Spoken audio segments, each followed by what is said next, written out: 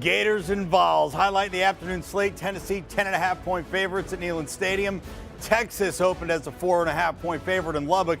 That line has moved to where the Red Raiders are now getting 7 at home against the 22nd-ranked Longhorns. And the Fighting Irish head to Chapel Hill as 2.5-point underdogs to the unbeaten Tar Heels. And it is time now for the winning ingredients for this week's SEC on CBS Game of the Week, delivered by Papa John's. Better ingredients, better pizza. And for that, we head right to the site. Jost Pate, host of The Late Kick with Jost Pate, joins us live from Knoxville in a very quiet but very large stadium out there. It is the quiet, but what's the sense around things as the Vols get ready to host the Gators? Tense, Russ. They just cranked up the PA in here, so they're playing Eagles. I love it in here, and you can smell some of that grill smoke and some of that barbecue wafting its way down the tunnels and over the top of the venue here at Neyland Stadium. Outside, there are two parts. One is excitement, and one is a very, very real sense of what history says about this game. And it's really interesting, the dichotomy between the younger Tennessee fans and, I'm not going to call them older, but the more seasoned Tennessee fans. The younger Tennessee fans throw caution to the wind. We're favored by double digits. Let's get this thing done. Maybe be back at the frat house by halftime. The older Tennessee fans are looking at the younger Tennessee fans and basically patting them on the top of the head, kind of a stroke of the cheek, saying, please be careful. I don't want to see you get hurt like I have so many years. But this is a team, Russ, make no mistake, as we're about to talk about, they should be favored by that many. This is a Florida team that has struggled. This is a Vol team that does have the offensive ingredients, even maybe with an injury today with Cedric Tillman. They do have the ingredients to back up that 10.5 or 11-point line, depending on where you're looking. So it's really exciting because what we're looking for basically is validation around what a lot of us think about this Tennessee team. I feel like that's going to be a running theme throughout college football this week. Validation to what we've seen in the first few weeks. Does it hold up over the long term? With Tennessee, I'm happy you mentioned it, and I don't want to harp on the negative, but we need to point it out. Cedric Tillman out with an ankle injury. How much of an effect and what effect could that handle for today's game between Tennessee and Florida?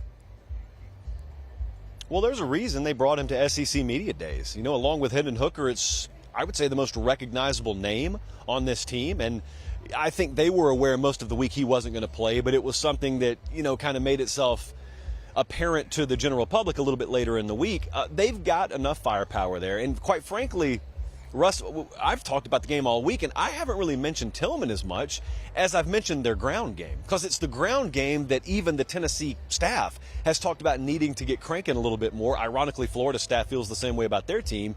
But you know, as we kind of get into this game today, Cedric Tillman or no Cedric Tillman, there are other guys in that wide receiver room who can step up. But I think in totality, when you're talking about perimeter skill and backfield skill in the aggregate, they can more than make up for it. It's just that they have to utilize their backs maybe in a way that even they don't feel like they've done an adequate enough job of so far. That's why we're only in week 4, though. Yeah, it might only be week 4, but as you kind of mentioned, it's a little bit of referendum Saturday here. So what's going to be the referendum on Tennessee and Florida in this game? What is your pick? How do you see it unfolding?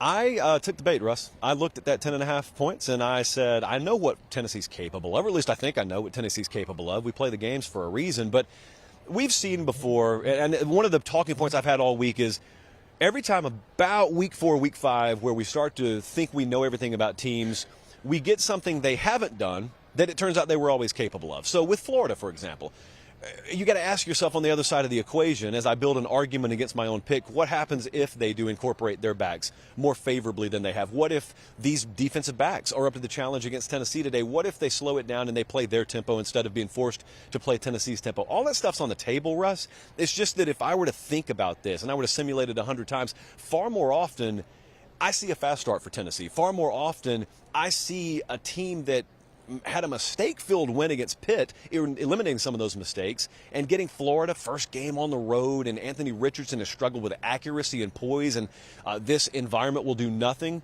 to hone his confidence, I would imagine. So all those things, when I put them in the blender, I see in that cup a Tennessee win when I pour it out, and I see a double-digit Tennessee win. So I'm going with the Vols. I'm laying the points, and I'll be honest with you, I'm laying the points and thinking they'll stretch and get margin, but not in a very high-scoring game. So not only do I lean Tennessee minus the points, I actually think we come in under that total. Ooh, wow, a little 2-for-1 pick, a little mini parlay right within that pick at the end of it. I like it. Jost Pate, thank you so much. We'll be seeing you more today. We're here for pregame. We're here at halftime. We're here postgame as well. And then the big one coming up, kickoff 3:30 p.m. Eastern on CBS. The Florida Gators and Tennessee Volunteers live in front of 100,000 plus in Knox County, Tennessee.